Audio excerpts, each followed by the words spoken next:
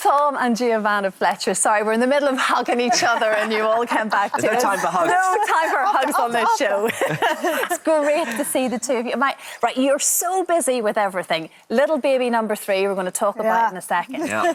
First, though, Eve of Man. Yes. And this is your first book where you've written it together. Yeah. Obviously, you're very distinguished as separate sort of writers. But this is both of you coming together. So give us a little insight into the book itself. Well, it's... do you want me to do it? Do you want Well, to I came up with it. It's set 50 years in the future, so no girls have been born for 50 years. So this has put us on the brink of extinction. And there's been generations of kind of doomed men who have destroyed the planet. There's been wars and accelerated global warming. So the world is in a pretty bad state. And then a girl is finally born after 50 years. So she becomes the most important person on the planet, or in the history of the human race. And she is seen as the saviour of mankind, of humanity. And you'd think that would make her the most powerful, but actually the world that she exists in isn't actually the reality. Gotcha. Yeah. OK. So this is actually the first book of probably 3, we think, yes? Yes, so it's a trilogy. This is the first, and it's kind of an unconventional love story. So it's told in first person. There's 2 characters. G writes for the girl called Eve, and I write for a guy called Bram. And we just basically thought that was the easiest way of writing a book together, is to have 2 characters that How does follow. this blend together? What is the technique working together? We kind of came up with the idea and we thought, what's the best way of telling this story? And actually, if we wanted to show Eve's world, but actually the reality as well, we needed someone that was on the inside and kind of on the outside, and having 2 characters worked. And then we're both writers, so it made sense to actually use that rather than fight against it and like fight over words. I'm writing the next word, take chapters. Which we do anyway together. But yeah, so that's how. So at the moment we're planning book 2. Yeah, which is so bizarre that we're planning the second one before the first one's been published. Yeah, but it means that we kind of get together to talk about what is the book, what is this chapter, where is it going? Yeah. And then you can kind of go off and write your chapter and then hand it over. And it's really quite worrying, I think, as an author, because you go through a creative process stage where you think it's the best idea ever.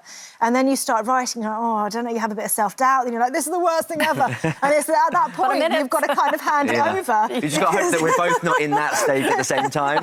And then you come out of it and it's amazing again. But yeah, it is a creative It does sound process. like something that could be on the big screen. Yeah. It sounds like it would sort of quite easily. Yeah, well, I think this kind over. of like, YA stories and novels, I think that stories of that demographic, I think, lend themselves to kind of to be told visually, and I think we think very visually as well. I'd love to see it as a series or as a movie one day.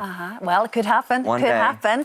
In amongst, of course, baby number 3 on the way, as I say. I think we're literally like days away. Or Really? Days, yeah. Which just goes to show that how different bodies deal with pregnancy and go through it and change and adapt. I find it amazing seeing different people at different stages or in the same week. Completely, because you're September, aren't you? Yes. Yeah. And you don't know the gender either at this point. So how are the boys accepting the new edition so far? They're really excited. They love it. They both hug it. They both talk to it and sing to it. Buzz goes like this, he goes, yeah, felt it. I'm like, come really feel, impatient. it'll be a nice special moment. And then he's like, yeah, no, not there. I'll sing to it when I want to. You've got the most fantastic ways of telling the world things. I mean, I just told everybody, whereas you come up with these wonderful, inventive things to put onto Instagram. And you're also writing for hopefully an animated movie of Christmasaurus. Yes, the Christmasaurus was my first novel, and that's it's been developed into a feature film, animated feature film, musical. So I'm writing the music.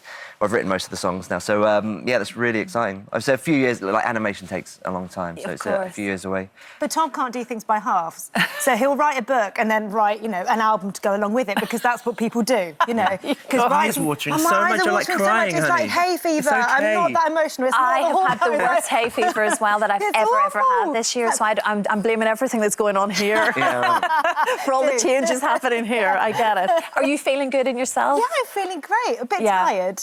I mean, I have had a few naps, but yeah, good, really good. First trimester was difficult because of the tiredness. But now, I mean, you don't stop, especially, you know, you've got stepchildren, so you know that you're busy all the time. You're active, that you can't get the rest that you would have, You just have to get on first with it, time don't you? round. You do have to get on. Well, you look fantastic. I'll have to give you a call after this. There's lots of things I need to ask questions about. And you're the woman to ask them. It's so great to see you both. Good luck with this. Thank you very I'm looking much. forward to seeing what happens. Thank you very much. Yeah, Thank thank you so much.